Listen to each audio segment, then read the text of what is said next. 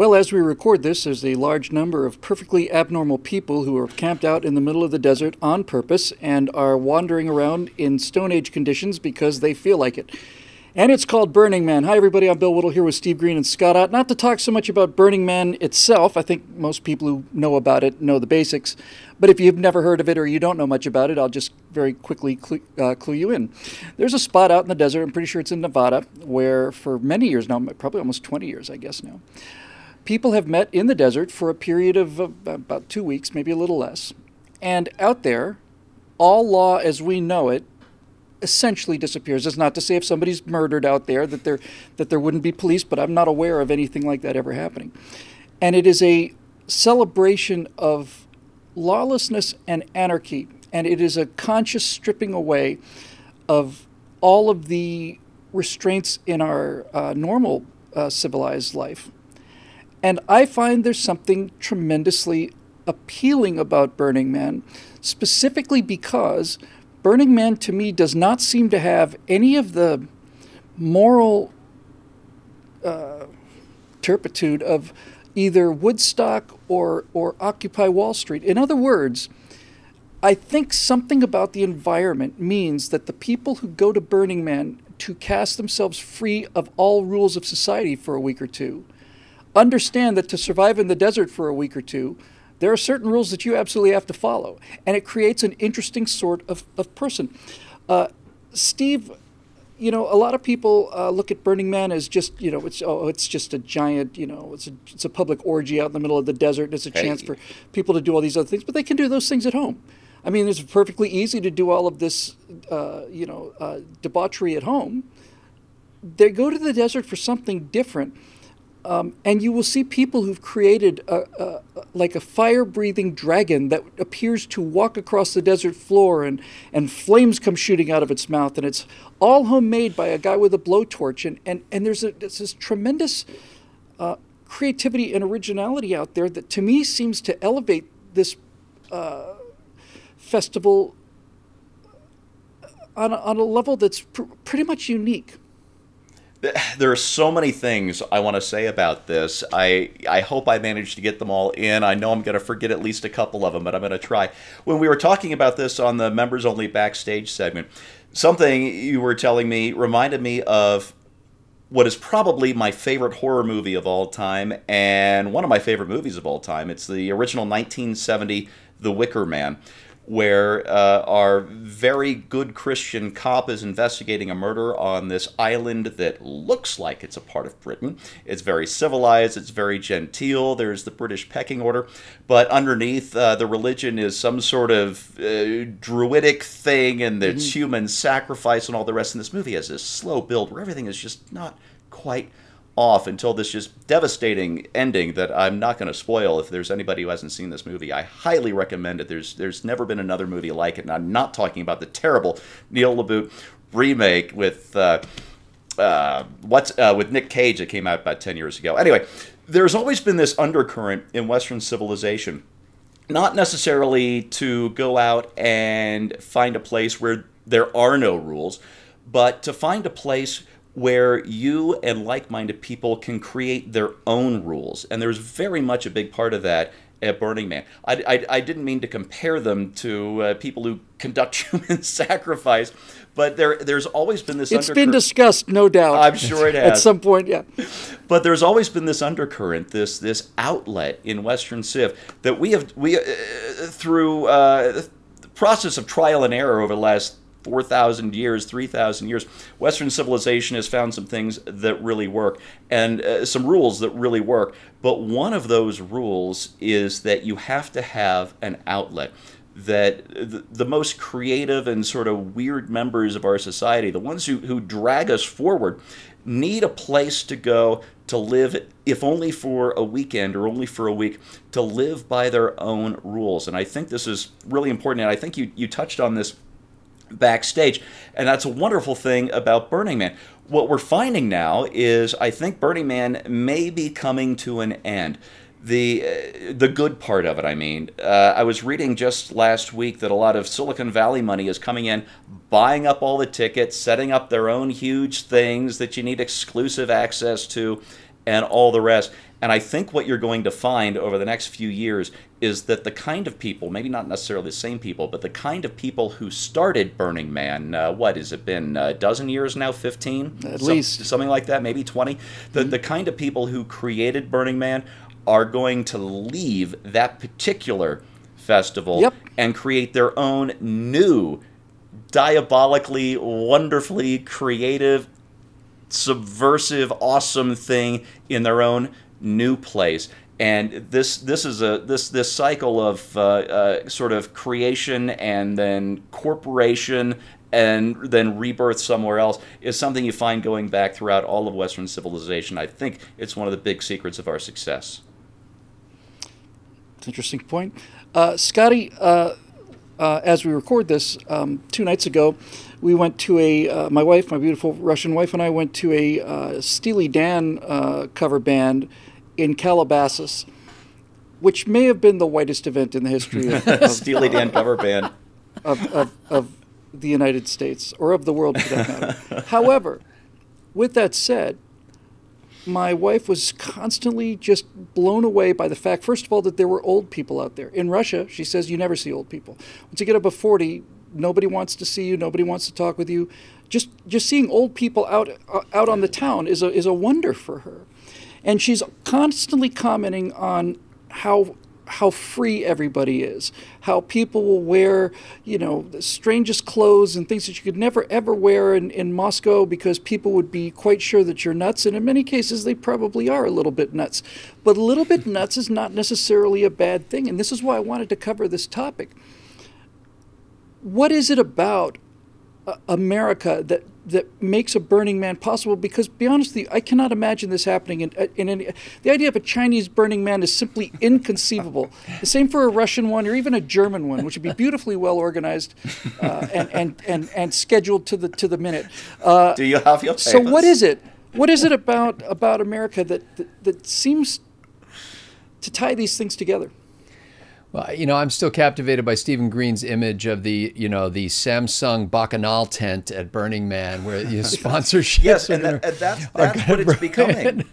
That's right. Over 40 group orgy sponsored by Apple. That's right. Brought to you by Cisco Systems or whatever. No, they won't tolerate it. But that's something we do, though. All of our weirdness eventually becomes commercialized, and then we have to have new weirdness.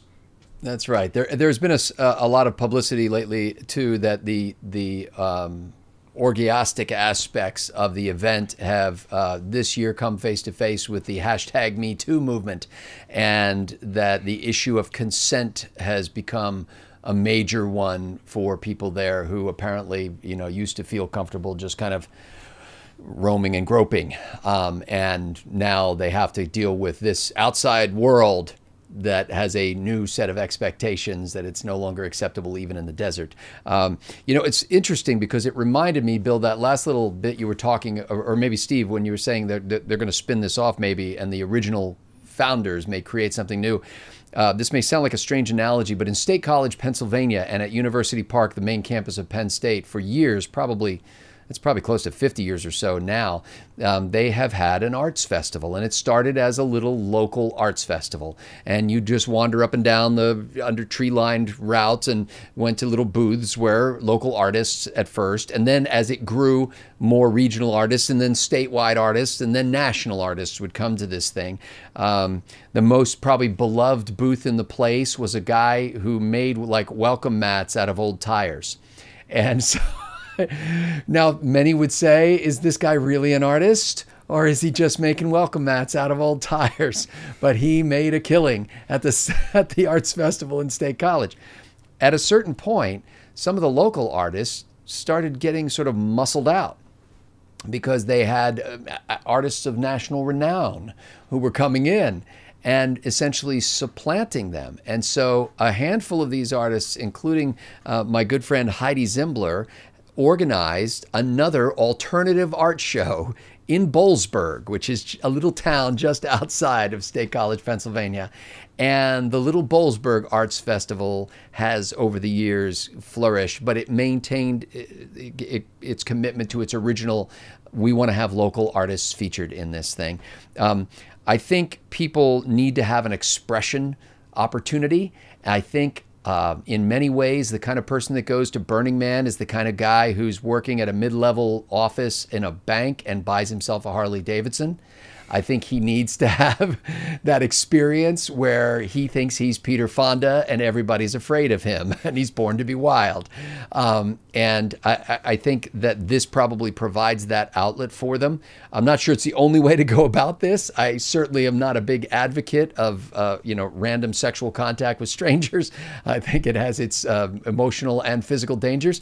But I think it is a uniquely American experience. And what's fascinating to me, and I'll finish with this, is that at least to my knowledge, this so-called chaotic, libertarian event out in the desert really hasn't devolved into utter chaos, mass murder, or great harm to large numbers of people. Somehow they've held it together.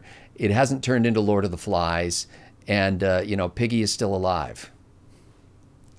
Hey, Bill, can I throw something in that Scott reminded me of? When I was living in Northern California, I mean real Northern California, Humboldt County, Arcata, Eureka, 60 miles shy of Oregon, we had every summer, I think it's still going on, the great Arcata to Ferndale kinetic sculpture race. And what this is human-powered sculpture that make a 3-day trek from Arcata to Ferndale. You have to be able to drive on roads, the highway. You have to be able to pedal up a mud hill in your human-powered art. You have to be able to cross Humboldt Bay in the water over this great thing. And the whole thing started back in the early 70s when a local artist, Hobart Brown, weird guy, great guy, was taking a child's tricycle and turning it into sculpture. And another artist buddy saw that and decided to take a bicycle and make it into art. And then the two of them had a race down Main Street in Ferndale, California. And over the years, this thing evolved into this huge 3-day event with the news crews, and some of these sculptures are powered by 20 human beings, pedaling their in unison. And it's just this great funky thing. But by the time I was living there, the big ones all had corporate sponsors and all the rest. And I can't help but think that the people who would have been doing the great Arcata to Ferndale kinetic sculpture race are going to Burning Man today. And the people 10 years from now who would be going to Burning Man will be doing something else. I think so, too. Yeah. Let me explain to our viewers just very quickly why this story interests me so much. This idea that it's just essentially a 10-day orgy, I think, is absolutely just plain not true. And I look at situations of lawlessness and debauchery. I look at like Woodstock, and I personally think Woodstock is repulsive and filthy. And it took weeks to clean up Woodstock when Woodstock was over. I look at Occupy Wall Street, and I find these people to be mean-spirited, offensive, intrusive, and also filthy, and so on. And that's not the case at Burning Man. So it's a weird sort of a selection, I think. And I think the genius of Burning Man is, by having this festival out in the middle of the desert, and I mean in the middle of the desert, you are encouraging a certain kind of discipline and ingenuity in order to go to a place where you don't have to deal with too much discipline for a while. It draws, I think, a uniquely American kind of person. But the thing that most interests me about Burning Man is this. If you look at some of these other things, as I said, like Woodstock or these Occupy things, it's essentially a parasitic thing that is using city services and public water, and they're they're defecating in people's doorways and all the rest of it. But in Burning Man, what you find is people are going out there so that they can show you this fire-breathing dragon that they made in their own garage, and this incredible costumes that they worked on for a year and all the rest of it. To me, that is actually, strangely enough, the hope of America. We are becoming an extremely poorly educated country. We're becoming a country with a very poor work ethic. And as a person who loves this country, I sometimes grasp at straws in terms of trying to find out where we might still be able to rescue a future where we stay where we should be, which is on top of things.